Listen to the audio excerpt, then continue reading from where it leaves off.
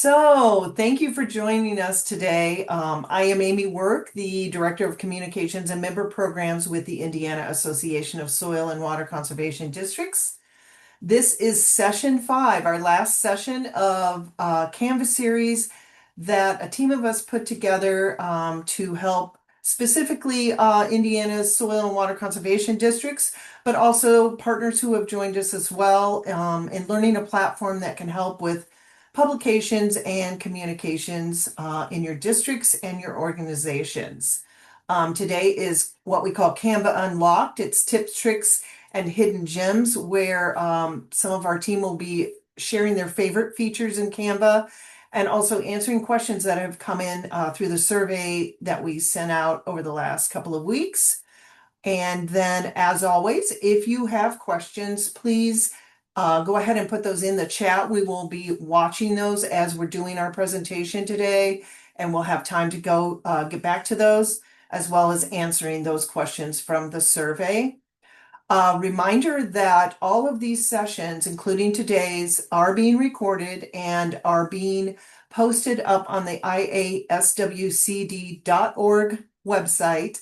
There's a training page on there, and we have all of the recordings from these sessions on there. So watch there for this one to pop up in a day or two, and all of the previous ones are already there. So without further ado, I will introduce you to the team. I do want to give special kudos to Bria Persing, who will be presenting today from Elkhart County. Jamie Davenport and Hannah Garriott are both Resilient Indiana technicians who have spent a great deal of time putting effort into putting this series together for you. So kudos to them. Thank you so much. I couldn't have done it without them. They actually carried the bulk of all of this, and I really appreciate that. So without further ado, I'll turn it over to the people that know what they're talking about here, and we'll start with Bria Persing. Thanks, Bria. Yeah, no problem. Hey everyone, how's it going? So we're gonna start off with so there are a lot of questions that came in, but one of the things that Jamie, Hannah, and I wanted to do was to show you some of our favorite features. So these are some of those like unlocked tips that we wanted to share with you all of different things. So I'm gonna see if I can, yeah, perfect. Okay, so one of the things that I want to share with you guys is two different ways of doing like a kind of like a copy paste feature. So it's a copy style feature. So I'm going to go in here to elements, and I've already gone through and picked my elements for this. So say you're looking for a graphic for something, right? A tractor or what have you. Here we go. Um, and you're like, man, I really like this style of tractor, but I don't like how the actual tractor looks, right? You're like, I prefer this one a little bit better, or maybe even, Hey, um, Bria. yeah. We cannot see your screen at the moment. It was there and then Oh, it disappeared. So, okay. Thanks for letting me know. Hang on. Let's try this again. Maybe.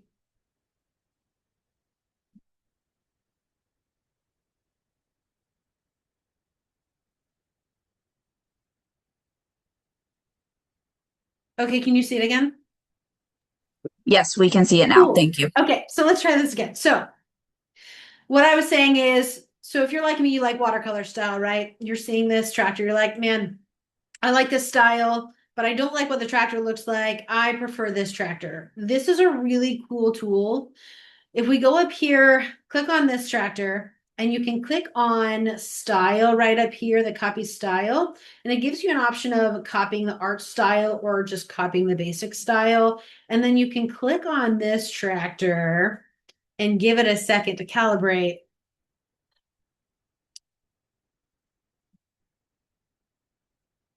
Sorry, it takes a second. Um, and then it will do a similar style on that graphic. So same thing, you can do it. You're like, I like this style of flower, but I actually want it in this watercolor style, right? So we can click on style on here and it'll calibrate it. to do that. Just takes a second. You've got to be patient when it comes to Canva sometimes. It takes a second to think on things. And then it does that cool style. So this other one, though, is a photo. And you're like, how's it going to do that on a photo? But it can. It doesn't have to be just graphics. It can do it on a photo. So I click back on this flower. This is the style that I want it to be. I click style, and then I click this photo, let it calibrate. And it'll do a similar style on the photo as well. So this photo I had chosen, it already had the background removed on it. So it made it a little bit easier. Now the style isn't the exact same, but it's pretty cool. So that's one of those cool little features that I love to use. It also helps really well. I'll show you in another way. So say we want to go ahead and where's some of my things? Let's go to uploads. I got a lot of uploads on here. Let's say this. I wanted to upload this in somewhere and I wanted to showcase something else. Where did it go? I had my stuff organized, I promise. So let's do both of these. But on this, right, I want it to stand out a little bit more. So I can go up here and I can add a stroke weight to this. So add an outline, but I don't like them really thick. I prefer that. But you don't really want to go through and do that. You want the thing to look, your stuff to look consistent, but you don't want to it takes a lot of time to go up and click on this and do whatever. Well, here's the cool thing. You can click on this. You can click on this paintbrush up in the right and click on that. And all of a sudden it has the exact same outline style as your other one. So that's another feature that's really great. You're putting a newsletter together or an annual report or something like that, and you want to have a lot of consistency in there, you can do that. You can do that with your font text, headers, and all of that. So you can put all of your text together, have one calibrated on one page how you want it, and then you can go through and you can copy that art style so that you have consistency throughout the annual report, the newsletter, all of that kind of stuff. So that's one of my favorite features that I want to show you. And I think now we're going to go over to Hannah. So I'm going to unshare my screen and she will share hers.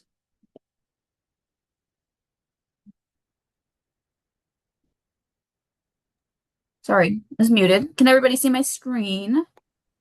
Perfect. Okay, so what I'm going to be talking about are some of the tools that we have on Canva that are my favorite, such as like the magic layers, the magic grab. Those are some of the ones that I use a lot.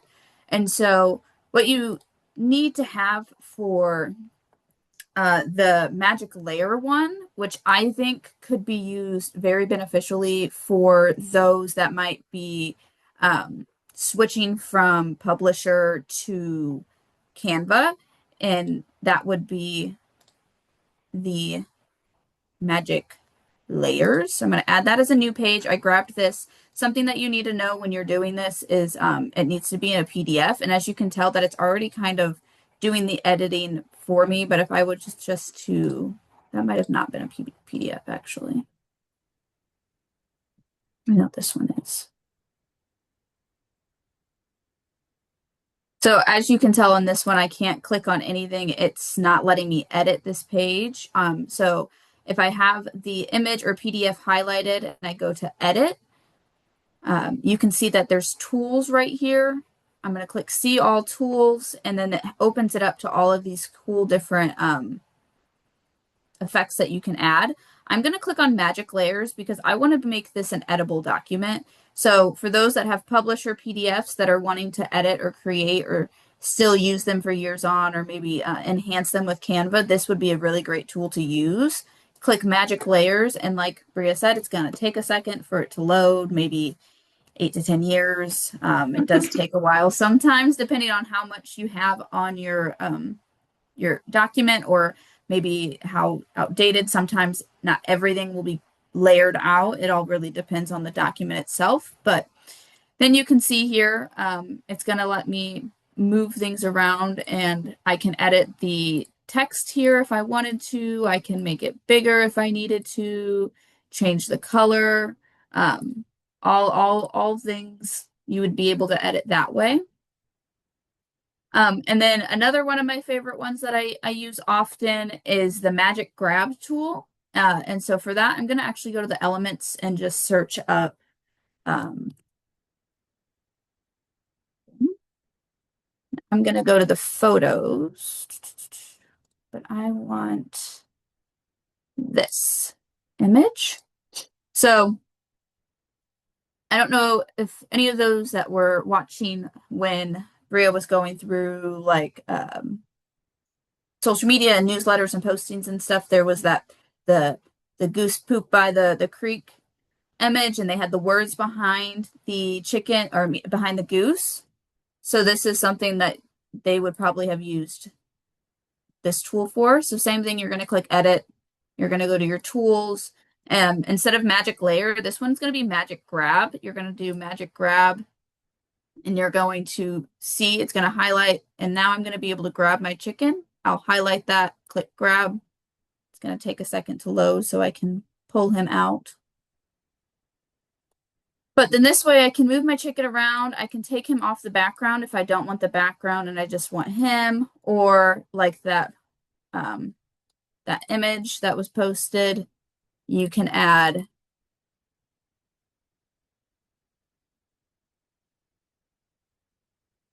the words behind him.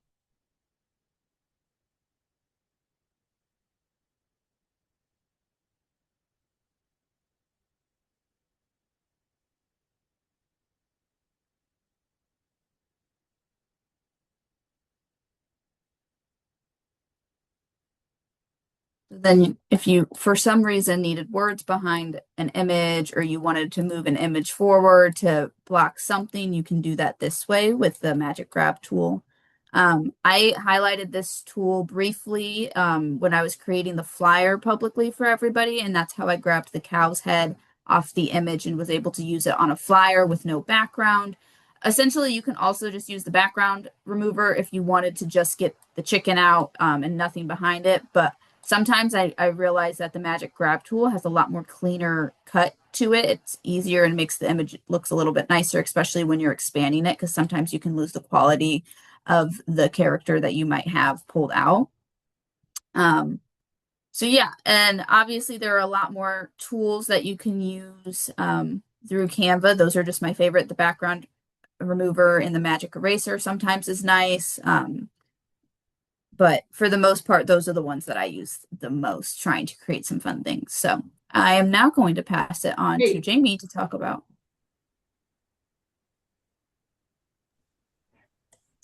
Right, thank you, Hannah. So I'm going to also share my screen, and I saw in the chat there's some questions about if these features are paid or free version features.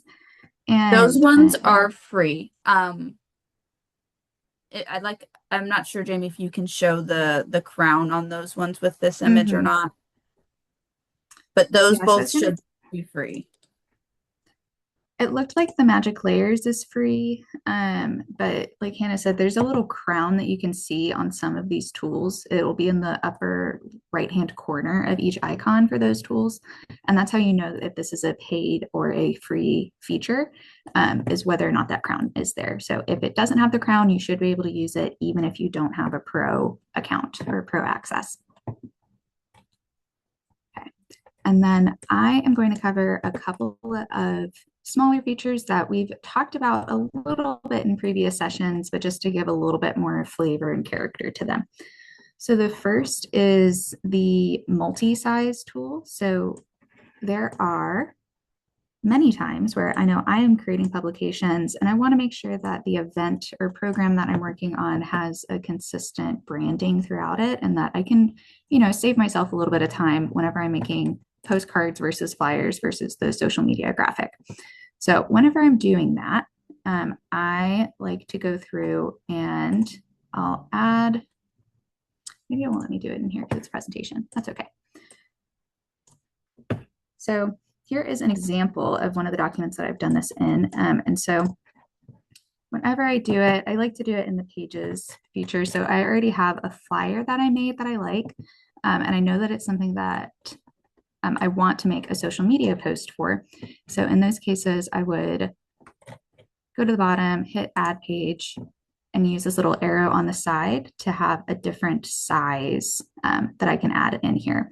So for this one, I added a social media size. I went through and I did an Instagram post, and it tries to copy some of the colors that I was already using, but that helps a lot with making sure that I am using the same colors, same fonts throughout my design.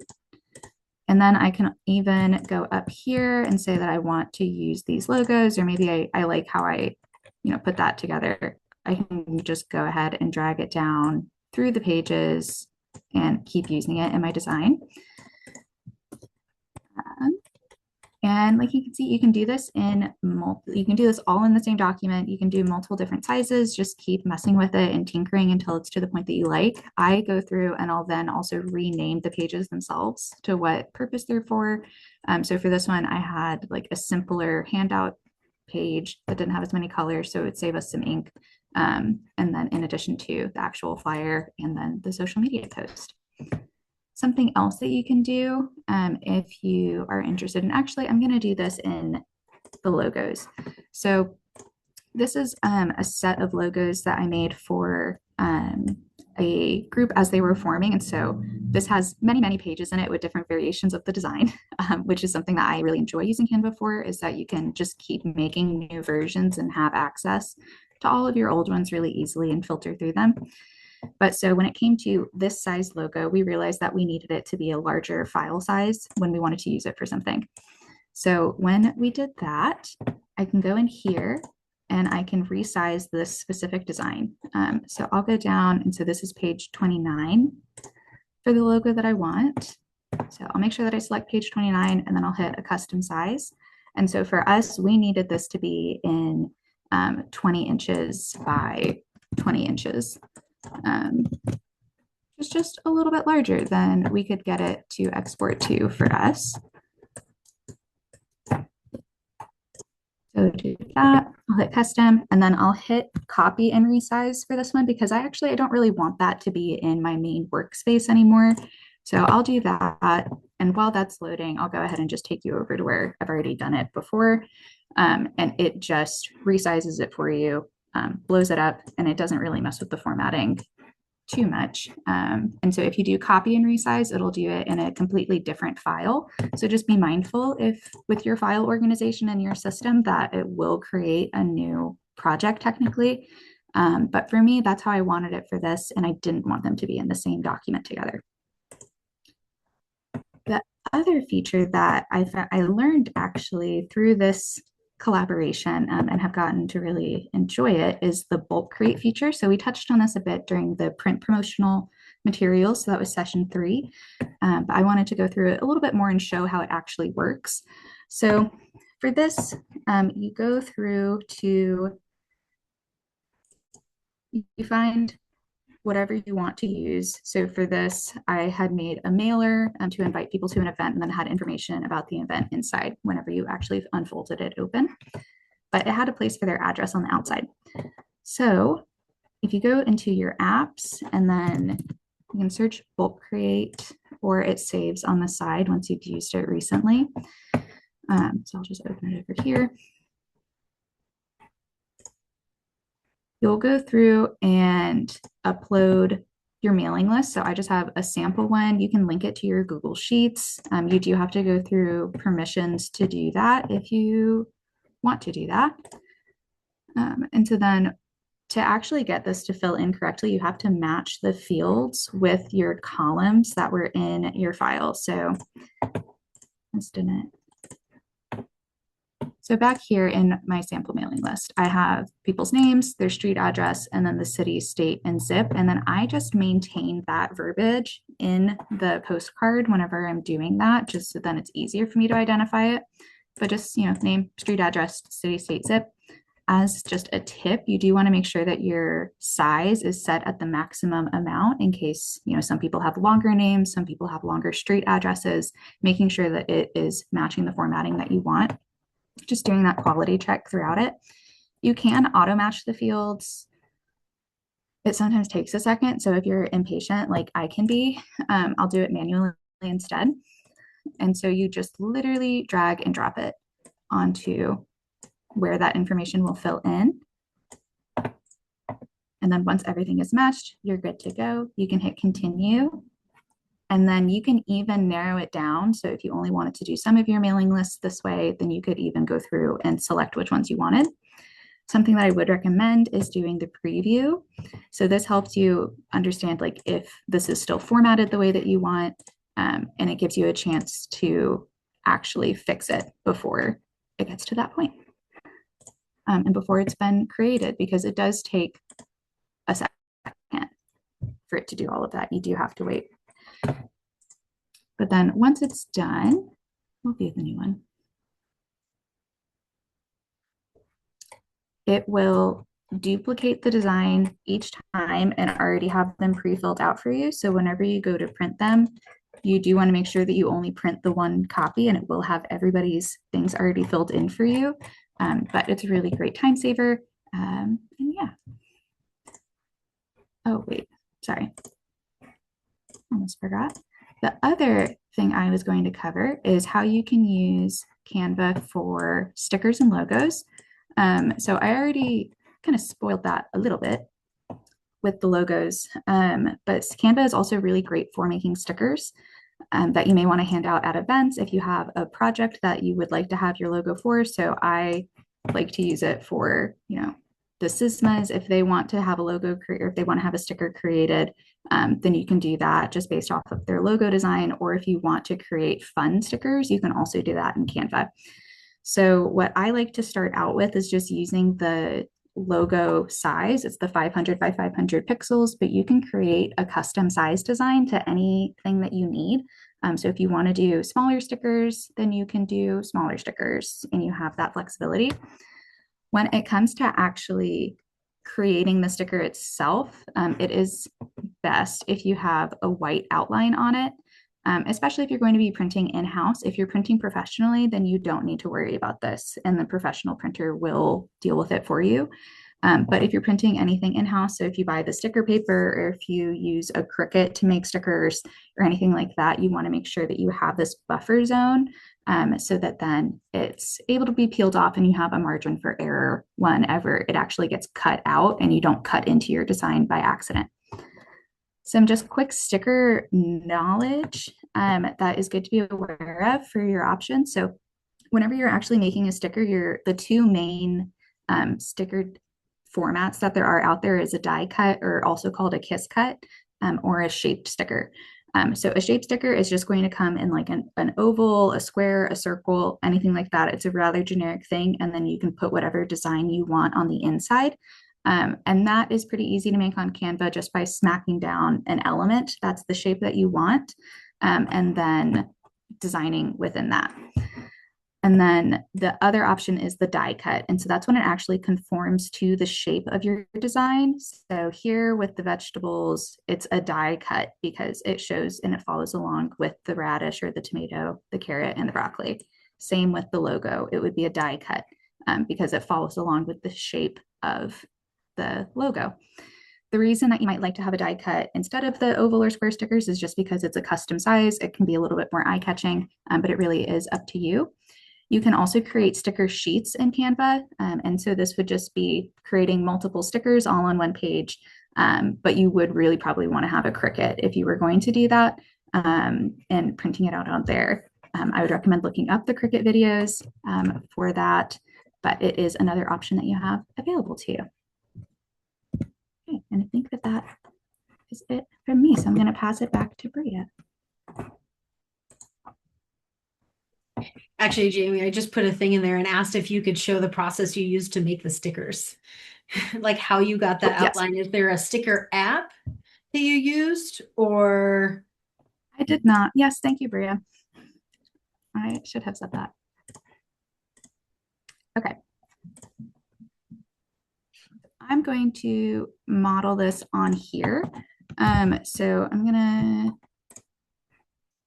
oh gosh, sorry, my Zoom tools are getting in the way of my Canva tools. Okay. So in the edit, so here is the logo. So I'll actually start from scratch here. I'll go to uploads. And then this is the logo that I want to work with. And for this sticker, so if I wanted this to be a rectangle sticker, this would be actually pretty easy to work with. I would go to my elements, get out of there, just grab a rectangle shape, put it around the sticker, or put it around the whole logo. Change it to white for this one.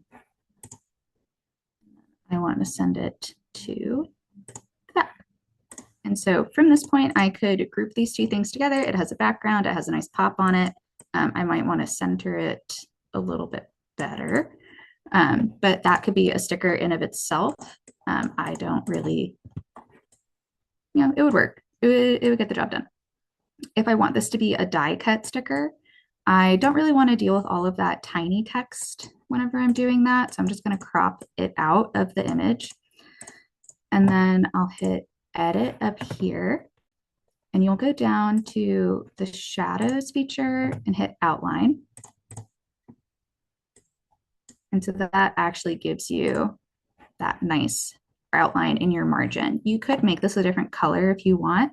It just kind of depends on your printer settings and if your printer will let you do that or not.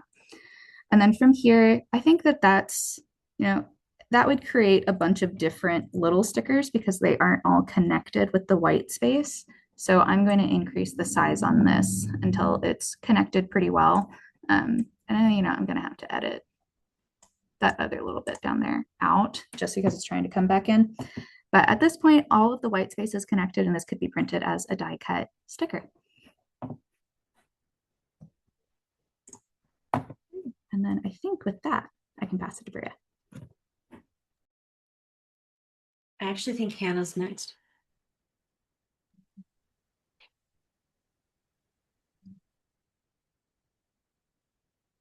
Okay. Yeah, I'm just going to go over quickly some of things, some signage examples that you can create using Canva. These are all that I've created or helped in a way of some sort, or some of my districts have made. And so this is really just to give you guys inspiration. If looking at these, you're like, ooh, how did you do that? Or how can I do that? That's a whole other thing that I can help dive into with you, and you can reach out to me personally and I can help with that. But for the most part, here are just the ones that I think districts could have benefit in creating. And so for the first was a SISMA volunteer sign. This was for one of my districts. While we were doing weed wrangles, we had a lot of people come up and stop and ask us what we were doing. And so created these so we can have these out on when we're working on trails or at parks and whatnot, so people can scan right away, but then also making these into little postcards that we can actually hand out to people at events or whatnot. So this could be resized into something else and be multi-purposed. And then this is for a free soil testing program that a lot of the districts offer. One of their groups wanted to give signs out to those that their soil had gotten tested to help promote the free soil testing program. And so we created these and started giving these out to everybody that got a soil test done by us. And then the next ones are going to be educational signs / boot brush signs, if anybody's ever thought of doing something like that. So this one was donated to a local state park that they let us go out and do a bunch of removal. So we created an educational boot brush sign, and we ended up attaching a little boot brush to it so people can scrape their boots as they go by. And then here's some other informational signage. Some of my districts have programs that they put on. So either putting in pollinator habitat or helping invasive removal programs, things like that. And they wanted some signage that they can give those property owners to help either promote the habitat that they have, spread awareness and education to those that might not know what is planted there. It's not a big plot of weeds. It's actually very beneficial, and vice versa. And so these were some things that we whipped up for them. And then these ones I didn't necessarily create. I kind of just helped give feedback on them. This was created by Montgomery County's director. She did an amazing job with these. But educational signage, they had a prairie that they put in. They did a whole bunch of prescribed burning, and they're making it a big bird habitat. And so we put some educational signage around the prairie, and these are what those look like, plus the input of putting them in. They've been installed, but this is a less busy one. So if you're wanting something that just is quick and easy for people hiking through or walking through a park, so such as this, that's how it is. And then they also have like a QR code if anybody wanted to watch a video that they created about how they put the prairie in. And then another boot brush sign that they helped put in at the same park. And then this sign I helped create for one of my older districts.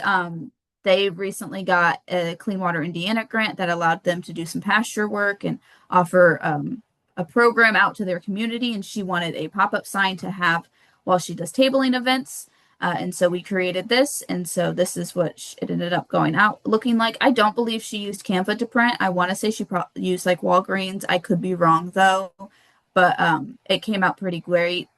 The thing is, when you're making these big signs, is you just need to remember that sometimes the sizing of font might look small on your screen, but it's actually going to be huge in person because it's going to be blown up. So if you're ever like, oh, that's not enough font or it's too tiny, you might need to keep that in consideration. For example, when I created this boot brush sign, I actually figured out how big the font was because I put it on a TV. I shared it to a TV screen that was about the same size as my boot brush sign. So if you need to find a way to physically and visually see it, that's how you would do that. So yeah, and now I'm going to pass it back to Bria. Great.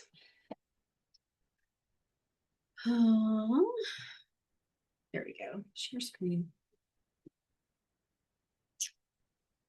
Let me.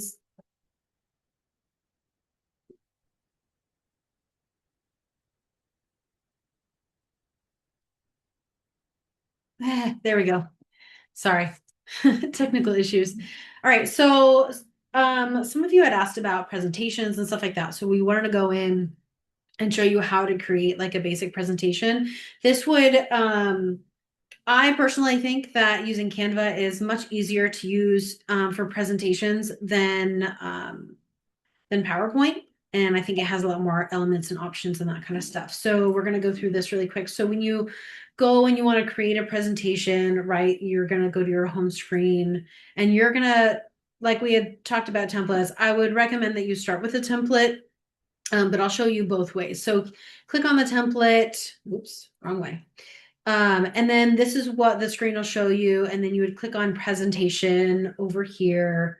It might be somewhere else on your screen. It really just depends. I created a lot of presentations a couple of weeks ago. And so when you click on presentation, you'll just see a lot of different presentation template options. And then right up here, you can go in and you can type in a different type of presentation. So I had typed in farming, and so it'll show all the different type of agricultural ones, right? You've got some that are illustrated out, some that have more photo heavy, like, that type of deal. So you can choose one of those, or if you don't really want to start with a template, you want to start blank, you can also use this icon up here on the top left, and you can click the plus button, click create, and you can go to presentations. It'll give you the right size of that, of pixels for a presentation screen. But if you go in and you're like, man, maybe I should still go with a presentation, you can open up a blank presentation. And then here on the side where there's templates, you can go in and you can browse all of the different templates, and you can type that in there, and you can have it load a presentation in there. So for the sake of showing you how to do some stuff with presentations, I had already had one done for our fair last week. And so when you first are doing your presentation, it'll show it in this mode where the pages are going vertically. And there's ways to change that. Say you want it to be in carousel mode. You click down, you can go down to the very bottom where it says pages, and you can click on that and it'll show it like this. So then you can see all of your different pages and that kind of stuff. These little icons right down here shows that there's a transition with it. I had already had a transition with it, but I but I'm going to show you how to do that. But if you want to see it in grid view, so you can go down on the bottom right where it has the 4 squares and you can click on that and it looks like this. This is one of the, if you have something with a lot of slides on it, in my opinion, this is the easiest way to move pages around. So what I did is I created all of the different types of presentations. I started with the soil ones first and then pollinators and whatever, but I wanted to make sure they were moved around. So this view, in my opinion, is one of the easiest ways. And if you want to do the same transition for every slide.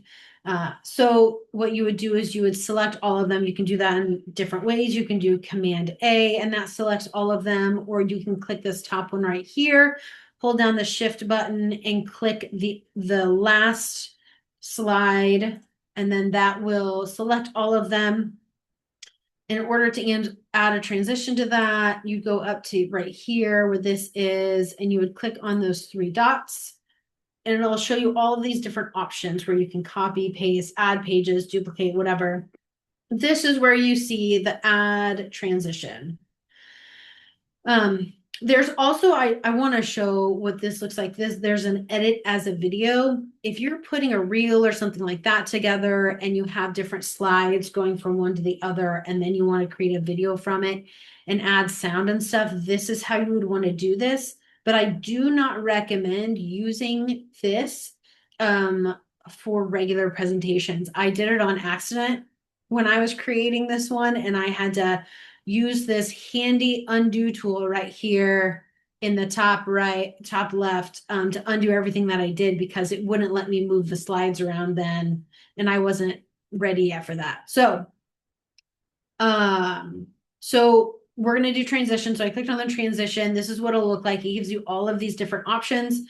I would just test them out. You can make them flow. I chose the flow one on this one. You can have the direction go left, right, top, or bottom, and then change the seconds if you want it to be slower, if you want it to be faster. And so from there, right, we haven't even looked at seconds because you want to make sure that people have enough time to read what you have on your PowerPoint if you want it to be an automated thing. So for me, we were creating this for the fair. It was going to be on a TV, so it was automated so that it would continually go. So I wanted to make sure that people had enough time to read each of the slides. And so I went up to this part up here. You see where it says 8 seconds. That's the edit the timing. You can click on that and it'll show this, and you can change the time either in individual slides or the same seconds that you want on all of them and apply to all. And do that, and then you click present, and that puts it in presenter mode. This is what it'll show where you can click through things like I'm doing now. Or if you don't want to present at that time, it's a presentation that you want to make available for people to view anytime. For instance, like if you're making educational materials for teachers and you put a presentation together that they can use in their classroom, what you can do is you can create a public view link. So you can put this presentation together, create a public view link, and then you can send that link out to anybody and they can view the presentation and use it in their classrooms or wherever, or education material on websites. And then there's also, hang on, where did I? Yeah, so if you go to the download button too, if you want to save it, there's the different options. If you just want the slides in a PDF, you can do that. Or if you want it to work in a PowerPoint presentation, so you're going to a conference, but you're not going to have internet access, you don't know what that's going to look like, you can download it as a PowerPoint so you still have access to click between pages really easily. Or if you want to download it as a video, so I did that 2 weeks ago for it to be on the TV. I did that. And so those are the different things you can do. Click on it and then you click the download button. So say another thing, you wanted to put a presentation together and you want to record it. So it's for an educational, you're giving a talk or something like that, but you can't be there that day. And so you put your presentation together and you want to record it. Right up here in the top right, there's a present, and there's this down arrow here. You click on that and it gives you these options. This is just the full screen is present full screen. And then you have presenter view, like you have in PowerPoint, where you can go and you can have your notes and all of that in there. And it shows that. And then your present and record is what I'm going to be showing you, and how to record what your presentation is. So this is what you'll see. I had not done this yet. So you would have to do the permissions and all of that kind of stuff. So you would see this, go to recording studio, and then it'll show you this. You have to either allow it while visiting the site or allow all of the time for Canva to use your stuff, and then set up the microphone or all of that. And then you click on the start recording. And then this is what it looks like on your screen. It's the same thing as in a presentation. You can have your notes on here on the right. You've got your presentation here, and it's only recording this part and where you see the video of yourself, where you can click through. And then when you're done, well, first off, up here, there's a pause button. So say you need to stop, I don't know if you can re-record something, but you can pause it if you need to like take a break or do whatever, or you can end the recording. And when you end the recording, you have the option to save it or download it or whatever. So here you can discard it if you're like, no, I didn't really like that. You can save and exit, which means it saves it on Canva and it exits that screen, but you're not, if you're not finished with it yet, it's one of those like work in progress where you're doing multiple recordings. That's where that pause button is, or just the stop recording in general. And then you can download it. And that is that. I'm going to exit this, but I'm still going to be sharing my screen because it's still sharing it. Yeah. So we had some Q&As that came in, and we wanted to talk about them, but also one of them I wanted to showcase. So somebody had sent in a question stating that they were creating newsletters, but they were having issues with consistency in the font size throughout all of the pages. So one of my favorite tools that I had talked about before is one way that you can go ahead and manage that. But I did want to showcase something else. And actually, I'm just going to duplicate this page and show you. So here's one of the things in Canva that you've got to be you've got to pay attention to. That's a better way to put it. So we're going to do this. We're going to add text to the screen, a text box, but I'm going to copy and paste something to show you. So if you're doing a newsletter, one of the things you have to remember is the different boxes for text. So if you're having inconsistency in text, there's a default size that it's going to put it to, and you're just going to have to go up and adjust that. So if you're having inconsistencies, one of the things you could do is you could highlight all of the text. You can always go up here and you can manually type in the number that you wanted to change your fonts to. Here's probably where some of that inconsistency is happening is, like, say this is my thing. If I want to change the font size, I really want to do it in here, right? I don't want to use these corners, because if I use these corners, it's going to increase and decrease the font text like this. Same with this big text, it's going to do the same thing. If you want to adjust how wide a column is, you want to make sure that you're using these right here, and that will adjust your column size without adjusting the text size. And Canva will automatically adjust the length of your text box depending on how much text you have in there. So that's one of those things. You definitely want to use these to expand. And if you want your text size to be bigger, you can do this. And say, I'll show you that feature again. You're doing double columns, right? But all of a sudden your font gets to be a little bit bigger and you don't really like that. Again, you can do this guy right here, use the artwork tool, and it'll adjust it back to the other size. So that's a way that you can help your workflow when it comes to consistency. Another question that we had was posting to socials via Canva. We actually went over that on session 4. That's one of those things that you would just need to connect your social stuff and test that out. Another question we had was how to import new elements. If you're talking about importing photos or graphics, you do it the same way that you upload a photo. So say I'm going in here and I want to add a photo to this. I would click on the uploads and upload file. And then this is where I would go in and I would add in the photo or whatever element it is. And this is another thing, you want to, if you saw that the slide color that was going here, you want to make sure that you allow your photos to completely upload before you use them. Hannah was going to talk about this because if you don't, then that you might get grainy photos. So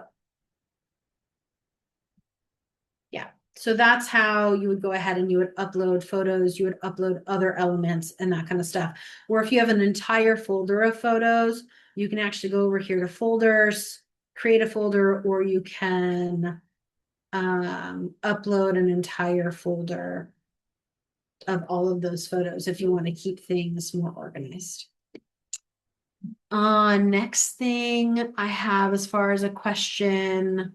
Oh, yeah, photo frames. So this is a really great one right here. So say we have, I'm just gonna delete this. The benefit of using photo frames. So say I have a publication, but I only have limited space, or I want to do something cool with that. I can go to elements and I can go to frames. Where did you go? Here it is, frames. And this will allow you, there's so many different frame options. Let's go with a unique one for funsies. And say we want to have this over here. We want to give it that rustic style. So this is where that's beneficial is you can take whatever photo you want. This one's already in here, so we're just going to use that. And you can drop it into a photo frame.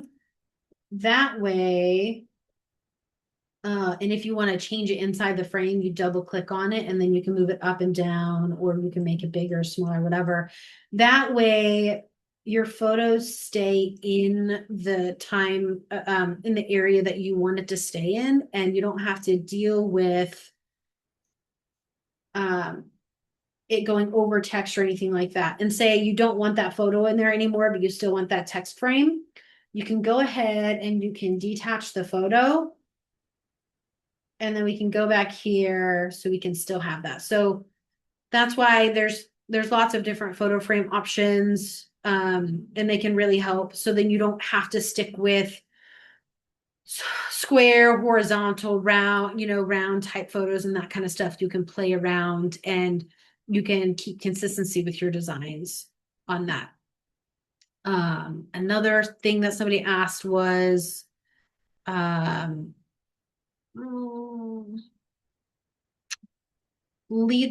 somebody had asked if we're ordering print materials via Canva, but are creating a file for professional printing by another company, are there any special steps we should take? Do we need to bleed lines or anything else added before we download the file? If you're having anything professionally printed and you have color or anything to the edges, yes, you need to make sure that you export it to have those bleed lines. You export it for CMYK for the printers, and that's in that PDF option. And we talked about that in session 3. And then another question for those using the free Pro edition for nonprofits, what documentation did you use to submit? That's also something we went over in session 1. So you might consider going back to that session and looking at that. So yeah, I think I've answered all the questions that I was supposed to answer. Are there any other, and I'm going to stop sharing my screen. Are there any other questions that we've had come in of things that people want to ask or see shown? There was one, which I can just answer really quickly for Sandra. It says, can you directly upload publisher files or do they need to be PDFs? If you're doing them for Canva and you want to edit them via Canva with the magic layer tool, which I showed today, they need to be PDFs that way. So it can navigate all of the different elements that are on your PDF or file that you have. So, and then I think the only other thing that I hadn't hit on yet was the see more like this graphics that I can share quickly if we would like.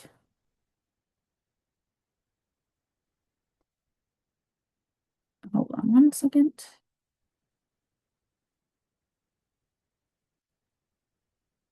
So one of the other questions we had come into our Q&A was just asking how you can find graphics that kind of match the vibe that you already have, which you can either do the way that Bria showed, which is the copy style way, but also another way is if you are looking through your graphics and say, oh, wow, I really like maybe this guy. I think he's funny.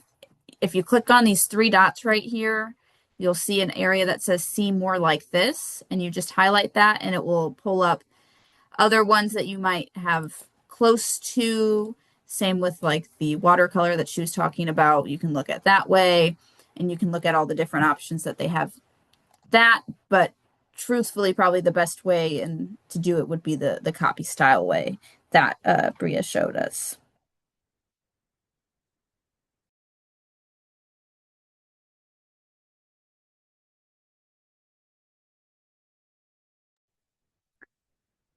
Is there any other questions that anybody might have? If so, feel free to throw them down in the chat. We still have a few more minutes that we can kind of quickly go over any. I just want to add into, there's going to be probably a lot more things that you guys have questions about. Feel free to, if one of us like knows how to do it, we might be able to tell you, but there's also the courses, the design academy that Canva has that I would 100% recommend. You guys go and look through that if there's a specific skill that you're looking for. You can also go on YouTube or Google and Google that specific skill or thing that you wanted to do. And there are a lot of people that cover a lot of these different things that tutorials will pop up on how to do that. So, because I'm sure it's a continual learning process. I shared one video about Canva on my Instagram with a friend, and now I am bombarded with all of these different Canva tools, which some of them are ones that I just showed you because I didn't know about it until I saw somebody do it in a tutorial video on Reels and Instagram. So.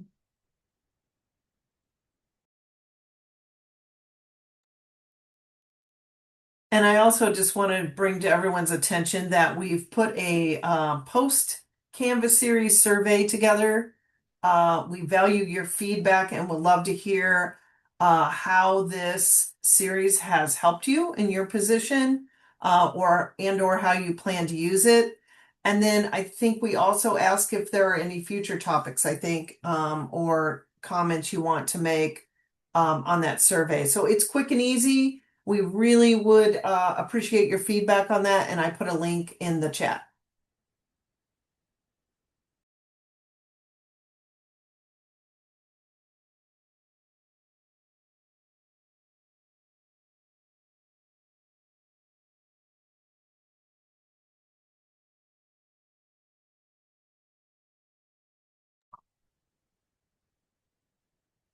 I don't see any other questions. Do you guys see any?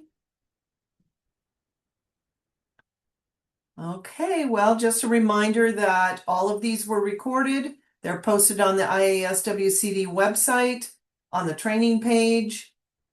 You can always go back and refer to those. We will keep those up there indefinitely at this point. And we appreciate you attending and participating in the series with us. We hope that it has helped you to gain confidence to use this platform or find one that works for you. Thank you.